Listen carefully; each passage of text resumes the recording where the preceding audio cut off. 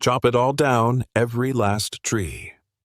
That's what Karen screamed at the cops in the middle of my orchard, pointing like she was commanding an army raid.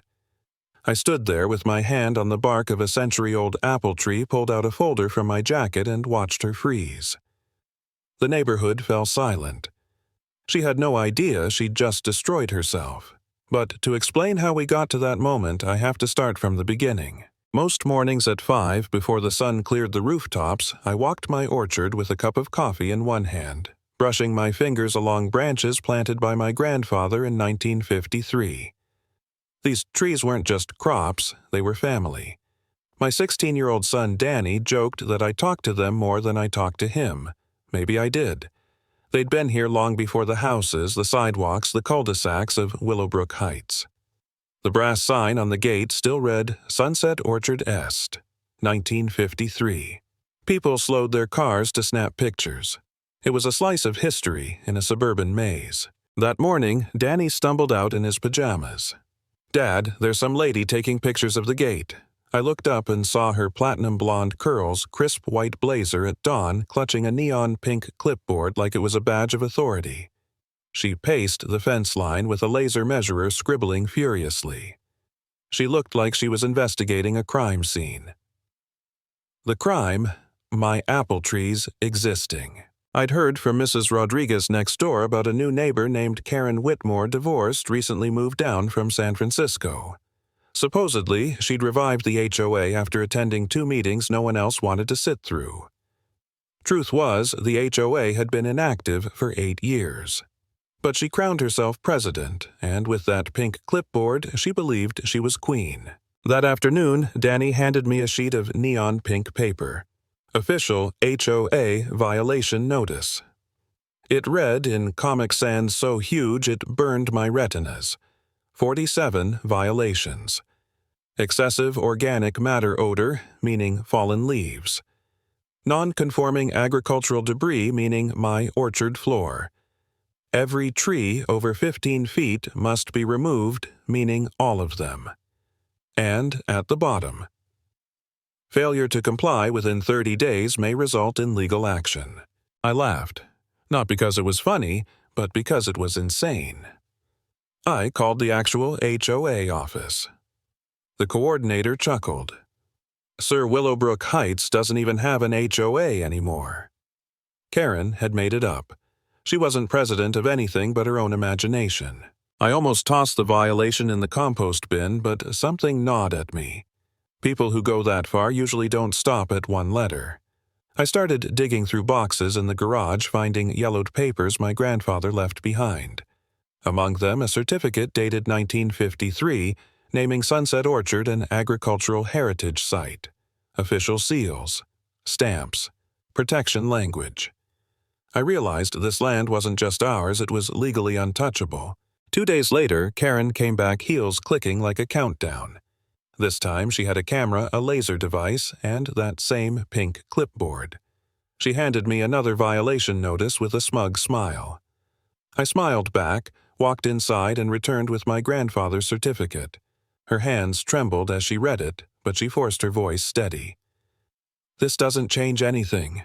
Rules are rules." Then she stalked back to her SUV. I wish it had ended there.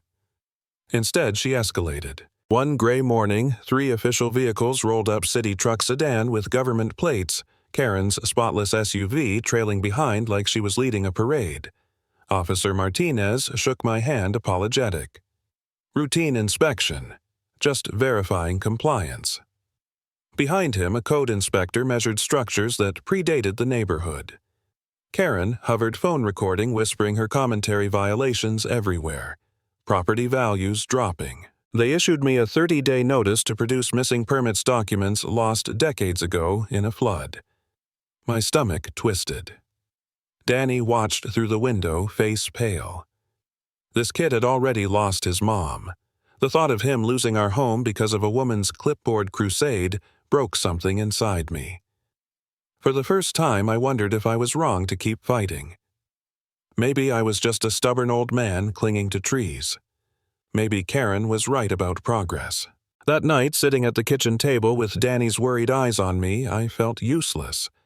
I even thought about selling. But then Mrs. Rodriguez showed up with tamales. She looked me in the eye. Your grandfather helped this neighborhood stand. That woman doesn't know what she's tearing down. Trevor, the young tech worker down the street, admitted he'd researched the farm. Dude, your orchard's actually a historic site. I was wrong. Their faith lit a fire. I went back to the garage. That's when I found the sealed envelope, red wax, my grandfather's handwriting. Open only when necessary. Inside were legal documents more powerful than I'd imagined, agreements with the city signed by the mayor granting my family permanent veto rights over development within a 1-mile radius. Not just protection authority. My orchard wasn't just old.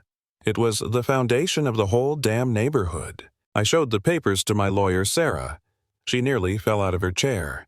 Bob, this land is beyond untouchable. Karen's campaign isn't just baseless, it's illegal.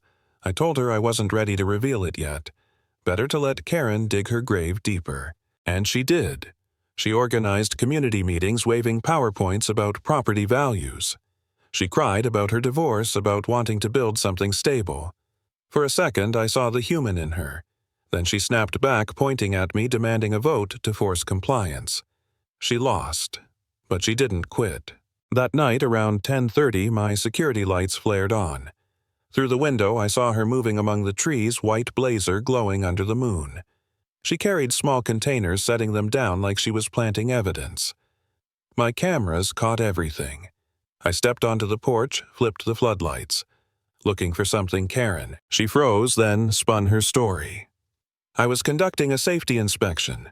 Neighbors called about odors. Ridiculous. She clutched her clipboard like it would shield her from reality. You can't stop progress, Mr. Roberts. Your farm is holding us back, I asked calmly. Do you even know who wrote the zoning laws here? Do you know whose land you're trespassing on? She waved her clipboard.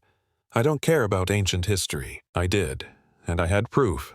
The next morning, 3 squad cars pulled into my driveway.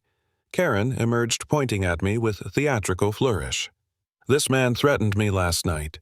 These trees are a danger to the community. Chop them all down. Neighbors gathered. Phones recording. The drizzle made everything gray and tense.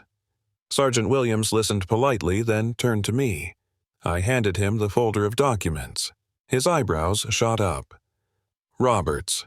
Your grandfather was Robert Roberts Sr. The city planner. These documents give your family oversight of development for this entire district. Karen's face drained of color. She tried one last stand. What does old paperwork matter? We have current standards. Judge Wilson, a retired neighbor, stepped forward. Officers, I can confirm those documents. Karen's actions have no legal standing. The crowd murmured. Karen's voice cracked. No one told me. I followed procedures, but the truth was undeniable. She wasn't HOA president. She wasn't anything. Just a desperate woman waving pink paper. Remove them all, she shouted again, jabbing at my trees, then stepped back onto a fallen apple, slipped and crashed to the ground. Clipboard papers pried scattering across the wet pavement. The cops helped her up. She swatted their hands, muttered, "This isn't over. I'll appeal."